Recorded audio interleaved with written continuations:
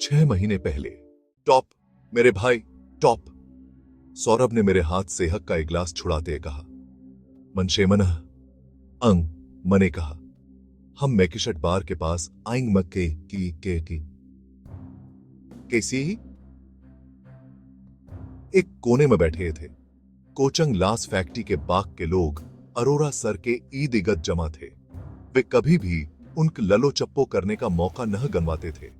हम चंदन लासेस के संचालक और हमारे बॉस चंदन अरोरा के मालवीय नगर इत्थत घर पर आए थे।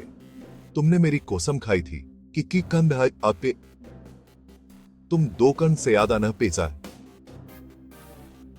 पियोगे, सौरभ ने कहा। उसे दखे कर मुकरा दया। हाँ, लेकिन मने वो सही की जीप हो। साइज तो तय न कही है थी ना। एक कम मन को आधी बोतल भी तो पी जा सकती है। मेरी आवाज लड़खड़ा गई। मखा हाथ ठीक से खड़ा न हो पा रहा था। तो ताजी हवा का जरा था। चलो बालकनी मन ही है। चलते हैं, सौरभ ने कहा। मुझे केवल ताजी इहक के संभानी जरूरत है, मैंने कहा। सौरभ मेरी बाह पकड़कर मुझे खचते बालकनी मसा की ले गया। मुझे तो यकन ही न आकर के खेकी। थुल थुल शरीर वाला यह इंसान इतना ताकतवर कब से हो गया था। यहां तो कड़ाके का सद है।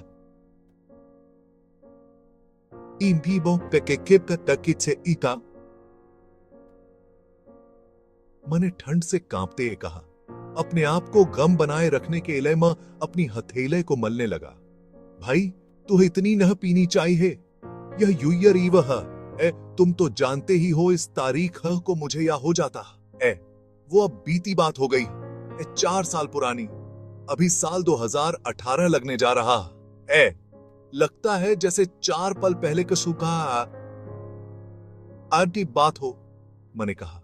मैंने सिगरेट का पैकेट निकाला, लेकिन सौरभ ने उसे छीन लिया और अपनी जेब के हवाले कर दिया। मैंने फोन निकाला और अपने अगले नशे के कॉन्टैक्ट डिटेल्स खोल ले जारा। उसने उस रात को या कहा था। मैंने जारा के हौसला प्रोफाइल पिक्चर को दखे ते कहा। हमारे बीच सब खम हो गया।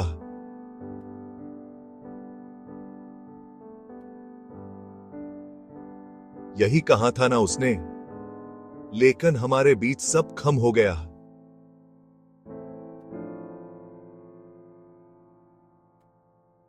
यानी या वह हम शब्द का इस्तेमाल कैसे कर सकती है? मेरी तरफ से अभी खम नहीं आ। भाई, फोन को बंद कर दो। तुम्हारी तरफ से उसे एक एसडटल कॉल चला जाएगा, सौरभ ने कहा और मेरा फोन छीनने का कोई शश दरू हो गया। जरा दखे हो इसे। मैंने सौरभ को ना देसा और फोन का भाता न घुमाते कहा। उसने अपनी डीपी में एक सेफ लगा रखी थी। पाउटंग, कमर पर हाथ और काली साड़ी। उसके गोरे लगभग गुलाबी चेहरे के साथ एक नाटक कनाट रचते। वह हमेशा डीपी में अपनी तवीर न लगाती थी। अक्सर वह कोस लगा देती थी। जिंदगी को अपनी राह रोकने का अवसर मत दो, खोम के कोस। ऐसे बयान जो सुनने मांग दी साई तो संजीदा लगते, लेकिन वातव माम जिनका कोई मतलब न होता। उसको हौसैप इडलेप्चर ही अब उससे मेरा इकलौता जुड़ाव रह गया था। इसी से मुझे पता चलता था काम उस्क जिंदगी में क्या हो रहा। भला काली साड़ियां कौन पहनता? वह इस समटी इतनी अच्छी न लग रही है, सौरभ ने कहा। वह हमेशा अपनी तरफ से पूरी कोशिश करता था कभी वो जैसे भी हो उसे अपने दिमाग से निकाल सके। सौरभ मेरा सबसे अच्छा दोस्त था और जिंदगी नाम का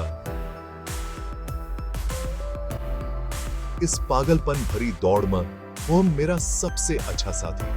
वह जयपुर से था, जो कि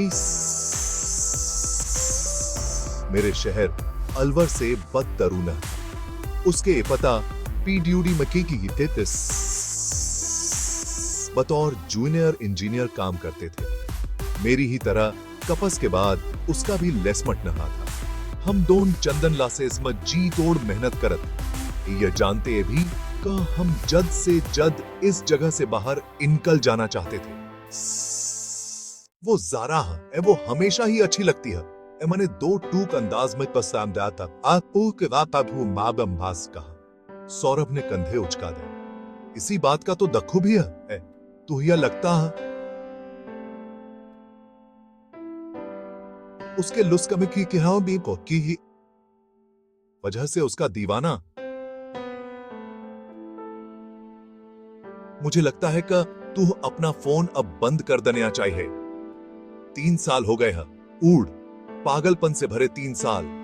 जानता भाई, अगर तुम ओयमस करो क्या अब कन नहीं करोगे तो हम अंदर चल। यहां बदसद है या जानते हो तुम यही का ताकि तुमने 3 साल तक जारा को डटे गया इडनर करना है।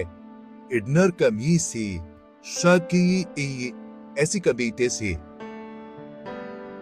तैसी केवल 3 साल न, मैंने उसे 3 साल 2 महीने और 3 हफ्ते तक डटे गया था। हाँ, बताया था तुमने मुझे। रॉडवे ऊ 2010 से न्यू ईयर ईव 2014 तक। हाँ, रॉडवे ऊ, वह हमारी मुलाकात ही थी। मैंने तुम्हें बताया है कि हम कैसे इमले थे। मैंने कहा। मेरे कदम लड़खड़ा रहे थे। सौरभ ने मुझे कसकर पकड़ रखा था। ताकमंता नीचे ना इगर पड़। हाँ, तुम मुझे बता चुके हो 1 न 50 बार, सौरभ ने बड़बड़ाते हुए कहा। एक एडबेट कॉम्पिटिशन चल रहा था। वह फाइन सेम थी। भाई, तुम ये कहानी 1000 बार सुना चुके हो, उसने कहा। लेकिन मुझे परवाह न थी। अब वह इस कहानी को एक बार फिर सुन सकता था।